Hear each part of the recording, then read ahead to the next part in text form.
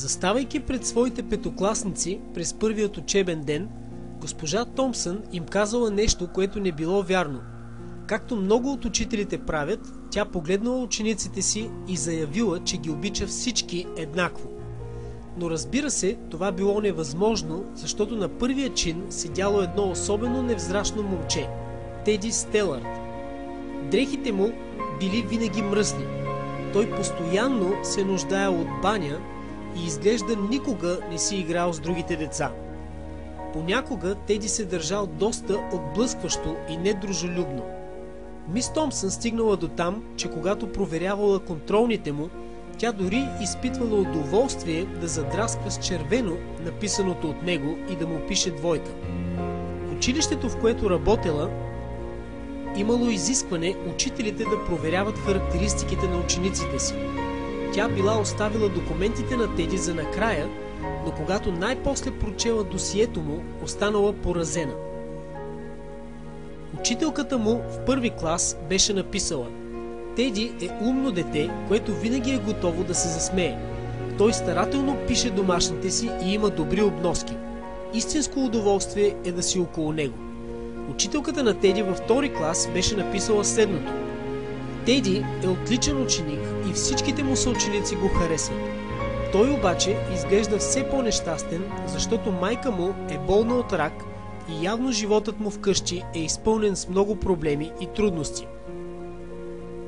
Учителката му в трети клас беше написала: смъртта на майка му се отразява зле на Теди. Той се опитва да дава най-доброто от себе си, но баща му очевидно не проявява никакъв интерес към него. Домашната обстановка, в която расте, ще окаже пагубно влияние върху развитието му, ако не се предприемат мерки. Учителката на Теди в четвърти клас беше написала: Теди е затворен и необщителен, не проявява интерес към учебния материал, няма никакви приятели и понякога дори спи в час. Прочитайки всичко това, мис Томпсън осъзнала същината на проблема и се засрамила от себе си. Тя се почувствала още по-зле, когато за Рождество нейните ученици й дали подаръци, опаковани в разноцветна хартия и панделки. Само подаръкът на Теди бил непохватно увит в твърда кафява опаковъчна хартия. Но тя се постарала да го отвори заедно с другите подаръци. Някои от учениците започнали да се кикотят, когато госпожа Томпсън извадила гривна с липсващи по нея камъчета и само до половината пълно шишенце с парфюм. Но тя потушила подигравателния смях на децата, като сложила гривната на ръката си и казала, че е много хубава. Също така капнала и няколко капки от парфюма на китката си. Този ден Теди Стелърд останал след училище, само за да й каже: Мис Томпсън, днес вие ухаете точно както майка ми ухаеше някога. След като останала сама, мис Томпсън плакала цял час. От този ден нататък тя вече не просто преподавала четене, писане и математика, а обучавала децата, отдавайки се на своята работа с истинско посвещение. Тя започнала да обръща особено внимание на Теди и неговият ум постепенно се пробуждал. Колкото повече го окуражавала, толкова по-бързо той напредвал. До края на учебната година Теди станал едно от най-умните деца в класа и напукна нейното твърдение, че ги обича всички еднакво, той се превърнал в един от любимците й. Една година по-късно тя намерила бележка от Теди, мушната под вратата на нейната стая. Той и пишел, че тя е била най-добрата учителка, която някога е имал. Изминали 6 години преди мис Томпсън да получи следващото писмо от Теди. Той споделял, че вече е завършил гимназия и че е бил третият по успех в класа си. Накрая добавил, че тя продължава да бъде най-добрата учителка, която някога е имал.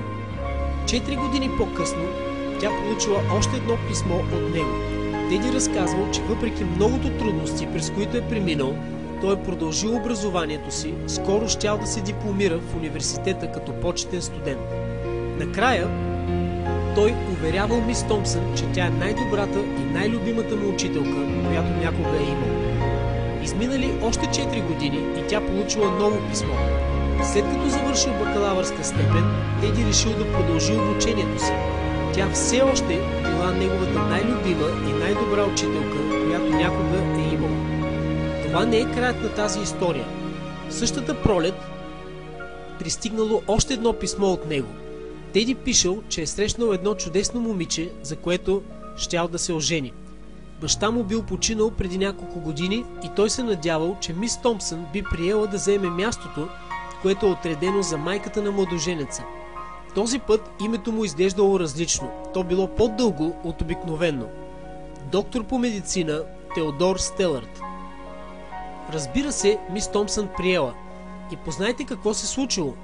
Тя се появила с гривната, на която липсвали няколко камъчета.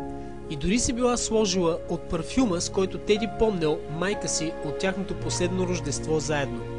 Когато се прегърнали, доктор Стелърт прошепнал в ухото й: "Благодаря ви, че повярвахте в мен. Благодаря ви, че ме накарахте да се почувствам значим и че ми показахте, че мога да променя съдбата си." С сълзи в очите си, мис Томпсън му отговорила: "Теди, нищо не си разбрал. Ти беше този, който ме научи, че мога да бъда различна. Аз не знаех как да преподавам преди да те срещна. Ние можем да окажем огромно влияние върху живота на някого с действието си или с бездействието си. Имайки предвид този факт, опитай се да предизвикаш промяна в нечий живот днес."